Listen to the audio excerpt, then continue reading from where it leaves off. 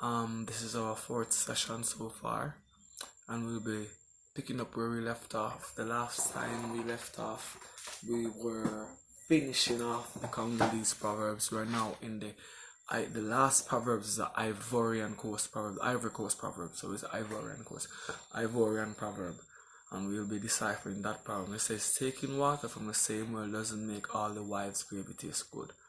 Now that simply means that substance is in character. Many people can go to the same school, all students to the same teacher, but not all of them get the same marks.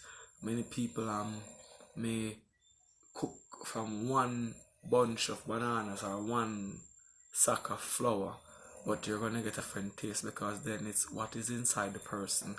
It's how a person personally takes on to something. So it doesn't matter. All persons following one thing does not mean they're all gonna get the same result, even if they think they should. Now the Ivorian proverb. Now we'll be going into Ivorian proverbs. I'm going to change from Ivorian proverb. I will be stating that the death of an elderly man is like burning a library. The death of an elderly man is like a burning library. So when experience people pass on, they pass with the knowledge, they pass with the experience. And even if they teach one person, that knowledge is always there. It's not like when a person teaches someone, knowledge is gone. So literally, when an elderly person passes, all that experience that goes with them could have been shared for a billion person if they had the outlet to give it to them. Even like now with social media, in other words. But they, the individual, are the person with the message, with the experience, with the knowledge. In other words. Now the Ivorian proverbs. Everybody loves a fool, but nobody wants him for a son. Everybody loves a person who is jovial and makes a lot of joke, but they don't want them to do anything personal for them, too personal, because they don't trust in their ability to oversee or command whatever they are giving them to do, because they are too jovial and they're a jokester. So everybody does love a nice, jovial, light-spirited person, but they do not want to give them responsible tasks to be done. In other words, another Ivorian proverbs. Too much discussion leads to quarrel. Discussing on a thing too much.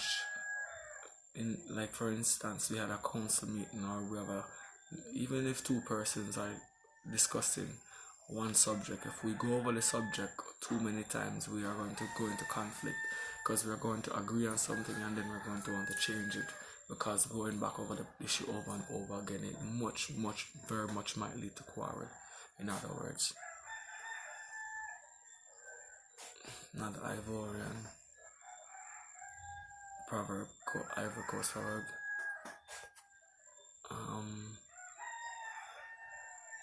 The river may be wide, but it can be crossed. This one here is talking about problems, how we approach our problems and situations.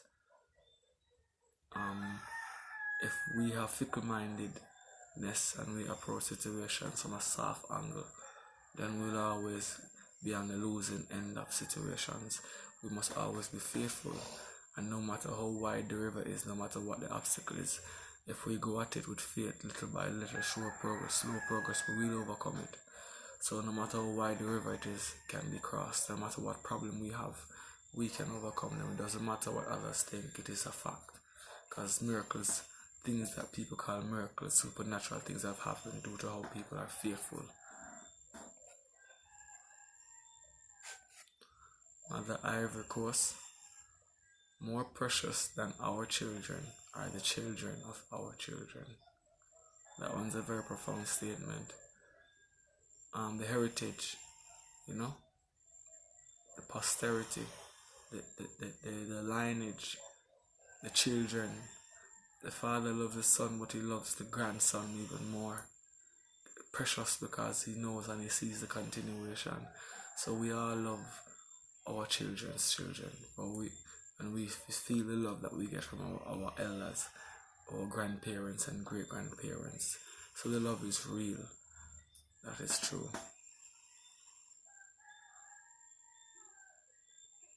I'm sorry about that. That proverb was not a Ivorian proverb, as I am seeing at the end of the page. It's actually an Egyptian proverb. So as an Egyptian proverb, more precious in our children and the children of our children. Alright, another ancient Egyptian proverb. Wine and women and food give gladness to the heart. That's what an ancient Egyptian proverb is saying. So it's saying wine, women and food give gladness to the heart. Everyone know that within the luxury of life people can be spoiled.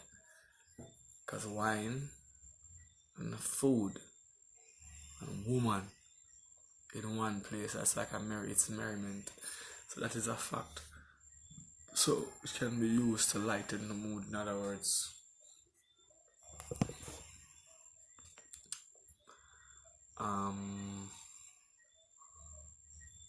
Egyptian proverb again. Those who are following the Prince of Everlastingness and God of Life sing with joy. This is a fact. Those who are following the Prince of Everlastingness and the God of Life sing with joy. People who are serving the true Creator, the God of love and life and light. Like the light of the sun, true radiant light within, sentient. In other words, we are always joyful. We always carry a light spirit, for we trust in the Almighty. It is a fact. Another Egyptian proverb. Run as hard as a wild beast if you want, but you won't get any reward greater than that which is destined for you. Now this one is talking about destiny. It's saying you can do all you want, but however the stars are aligned for you, that is what your destiny holds. Here with these proverbs, we only are deciphering them. These are not our views or ideas. As I stated before, these are proverbs. We're always translating them and decrypting them. Also, we have an open comment section for our viewers to comment their own comments on it. So anyone leaving a comment, I'll be reading their comment on the program or on another program. So like we can have interaction. We're looking to keep it open with everyone who enter onto our website, our page. I'm sorry. Please subscribe for new uploads. Another Egyptian proverb. He who is ashamed to sleep with his wife, she will never have children. This goes for the men who don't really love their wife. So although he sleeps with her, he takes no pride in it. For some men marry for many other reasons. So if you're ashamed to sleep with your wife, then you won't have children. Wow. Because you won't lie down with her as often as you should. In other words, or put the right energy of love for it to connect, to bring forth, to spark that flame to bring forth life. Here is a very profound Egyptian proverb. It says, examine what is said, not him who speaks. And that's an ancient proverb. It says, examine what is said, not him who speaks. It's saying that wisdom is not, it doesn't matter who it comes from. It's from a child, from an elder, from a book, from a inscription on a stone. It doesn't matter who's saying wisdom. Even if a mad, homeless person who didn't bathe us comes up to you and utters wisdom, we should examine wisdom, not the person who's saying it. Because wisdom therein is presenting itself for you to know something to add to your own consciousness. So then in there, that's what we should know and examine what is said and not him who speaks. Another ancient Egyptian proverb. It says, love aloud, love and let the world know hate in silence. Love and let the world know hate in silence. So it's not open pushing out hate. You're loving, and by you making that action of love continuously, consistently, you are silencing hate. You're combating hate by not highlighting hate. So hate will be known in silence, because it's dead in silence.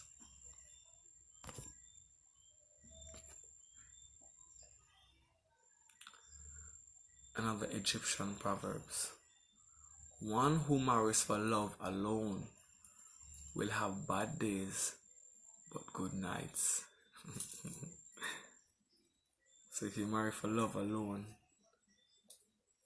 in the days when things should probably run the right way, they might not, but in the night when things are dark and ignorant and cold, you will always have the light of love in the night.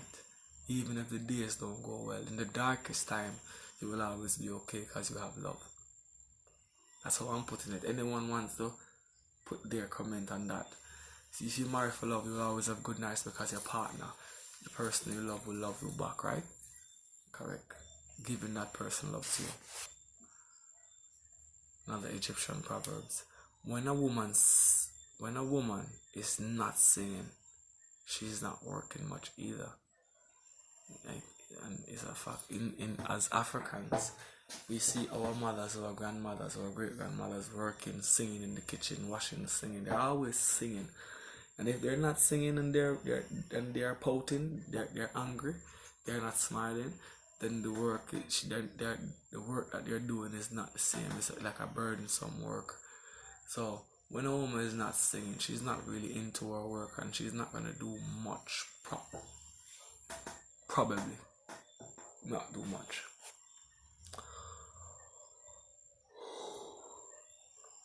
Wow. Excuse me about that. I'm sorry.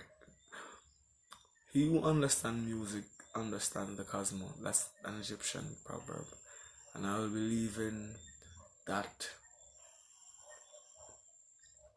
proverb for our next session. Our fifth session, which will be the next session.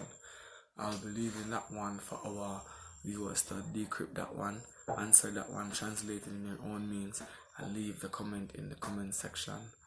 And we will be reading their translation for our next session.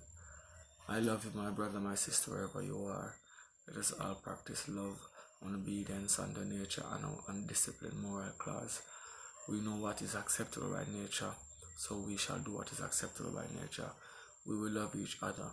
So one love again to my brothers and sisters around the world, from us here in Jamaica. Jah be bless up top.